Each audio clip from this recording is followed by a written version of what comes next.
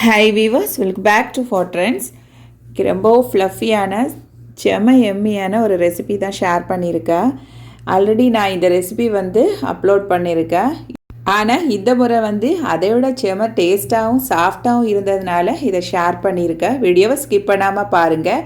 வாங்க எப்படி இந்த ரெசிபி பண்ணுறதுன்னு சட்டன் பார்த்துடலாம். ஒரு பவுல் எடுத்துக்கிட்டால் இதில் 2 பனானா எடுத்துக்கலாம். நல்லா கனிஞ்ச வாழைப்பழம் மாட்டிருந்தால் இன்னும் டேஸ்ட்டாகவே இருக்கும்.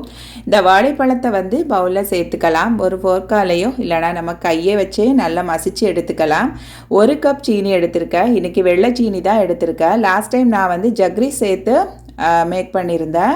இப்போ வெள்ளைச்சீனி கொஞ்சம் கொஞ்சமாட்டு நம்ம சேர்த்துக்கலாம். 2-3 வாட்டியாக சேர்த்து கையாலேயே இது மாதிரி நல்லாவே மிக்ஸ் பண்ணி விட்டுக்கலாம். சீனி நல்லா மெல்ட் ஆகிற வரைக்கும் ஒரு 5 நிமிஷம் இது மாதிரி நல்லாவே மிக்ஸ் பண்ணி விட்டுக்கலாம். சிலவங்க மிக்ஸி ஜார்லையே பழம் சீனியெல்லாம் சேர்த்து நல்லா கிரைண்ட் பண்ணி எடுத்துப்பாங்க. அதை விடையும் நீங்கள் கையால் மிக்ஸ் பண்ணி பாருங்கள். இந்த தோசை மாவு ஆப்ப மாவுலாம் புளிக்காமல் இருக்கும். சிலவங்க கைக்கு கரெக்டான பக்குவத்தில் கிடைக்கும்.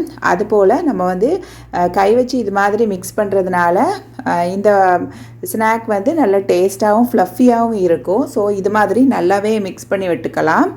நல்லா மிக்ஸ் பண்ணிட்டேன். இப்போது சீனியும் பழமாக சேர்ந்து நல்லா மெல்ட்டாகி கிடச்சிது. இன்னும் இந்த பண்டை நல்லா ருசியாக இருக்கிறதுக்காக நல்லா க்ரீமியான ஒரு டேபிள் ஸ்பூன் தயிர் சேர்த்துருக்கேன். ரொம்ப பிடிக்காத தயிராக இருக்கணும். வீட்டில் விற்றுனீங்கன்னா ஒரு 6 மணி நேரம் பிடிச்ச கட்டியான தயிர் சேர்க்கணும். இப்போ 1 டீஸ்பூன் ஏலக்காய் பவுடர் சேர்த்துட்டு ஒரு 3 சிட்டிகை அளவுக்கு சோடா உப்பு சேர்த்துக்கிட்டேன். இந்த தயிர் சேர்க்குறது நம்ம சோடா உப்பு குறைவாக சேர்க்கணுங்கிறதுக்காகவும் ஒரு காரணம்தான். இது மாதிரி எல்லாத்தையும் சேர்த்துட்டு நல்லாவே மிக்ஸ் பண்ணி விட்டுக்கலாம். இந்த ஸ்நாக் இது மாதிரி மிக்ஸ் பண்ணி விடுறதுல தான் சாஃப்டாகவே கிடைக்கும். இப்போ 1 கப் கோதுமை மாவு சேர்த்துக்கிட்டேன்.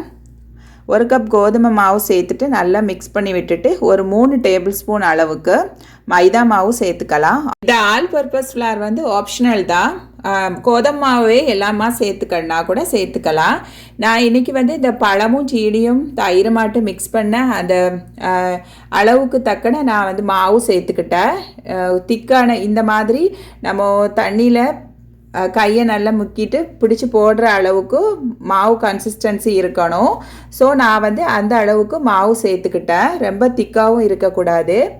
இந்த மாதிரி கன்சிஸ்டன்சியில் இருந்தால் பணியாரம் நல்லா சாஃப்டாகவே இருக்கும். இதை நாங்கள் நாகர்கோவில்லாம் உன்னியப்பம்னு சொல்லுவோம். கேரளாவில் உண்டம்பொரி ரெசிபின்னு சொல்லுவாங்க. ஆல்ரெடி நான் இன்ஸ்டாகிராம் பேஜில் கூட இந்த ரெசிபியை ஷார்ட்ஸாகவே ஷேர் பண்ணியிருந்தேன். பாருங்கள், இந்த மாதிரி நல்லா மிக்ஸ் பண்ணி விட்டுக்கணும். மாவு சேர்த்ததும் ஒரு 5 நிமிஷம் நல்லாவே மிக்ஸ் பண்ணி விட்டுக்கலாம். நான் இப்போ டோட்டலாக 10 நிமிஷம் மிக்ஸ் பண்ணிக்கிட்டேன். 1 டேபிள் ஸ்பூன் கீ சேர்த்துட்டு நல்லா அப்ளை பண்ணிவிட்டு அப்படியே 2 ஹவர்ஸ் வச்சுட்டேன். 2லேருந்து 3 ஹவர்ஸ் கூட இருக்கலாம். இது நோன்பு திறக்கிற டைம்னால நான் 2 ஹவர்ஸ் வச்சுருந்தேன். இப்போ எண்ணெய் நல்ல சூடு வந்துடுச்சு. நம்ம இந்த உருண்டைகளை சேர்க்கும்போது தீ ஒரு மீடியம் ஃப்ளேமில் இருக்கணும். அதுக்கப்புறம் ஸ்லோ ஃப்ளேமில் வச்சு பொரித்து எடுத்துக்கணும். பாருங்கள், நான் தண்ணியில் கையை நல்லா டிப் பண்ணிவிட்டு இது மாதிரி உருண்டைகளாட்டி எடுத்து சேர்த்துக்கிட்டேன். இன்னும் கொஞ்சம் மாவு தண்ணியாக இருந்தால் ஷேப்பாக வராது. ஸோ நான் இது மாதிரி இந்த அளவுக்கு கன்சிஸ்டன்சியில் தான் மாவு மிக்ஸ் பண்ணியிருந்தேன். இந்த உருண்டைகளை எண்ணெயில் சேர்த்ததுமே 1 நிமிஷத்தில் இது மாதிரி வெந்துடும்.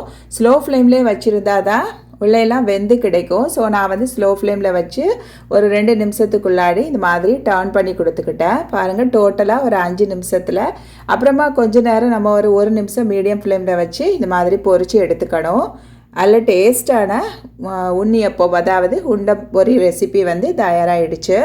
இது மாதிரி இதே டிப்ஸை ஃபாலோ பண்ணி செய்து பாருங்கள். ஏலக்காய் பொடி சேர்க்கறதுனால நல்ல ருசியும் மணமாக இருக்கும். ஸோ நான் ஏலக்காய் பொடி சேர்த்துக்கிட்டேன்.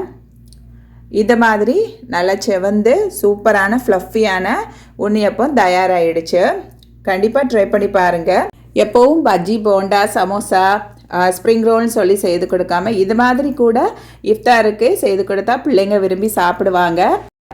இந்த வீடியோ பிடிச்சிருந்தா ஒரு லைக் போட்டுடுங்க. இது வரைக்கும் நம்ம சேனல் சப்ஸ்கிரைப் பண்ணலைன்னா சப்ஸ்கிரைப் பண்ணிடுங்க.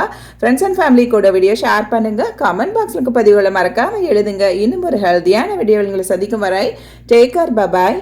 ஆரோக்கியமான இயற்கையான உணவுகள் சாப்பிட்டு வயிறையும் உயிரையும் காப்போம். தேங்க்யூ ஃபார் வாட்சிங்.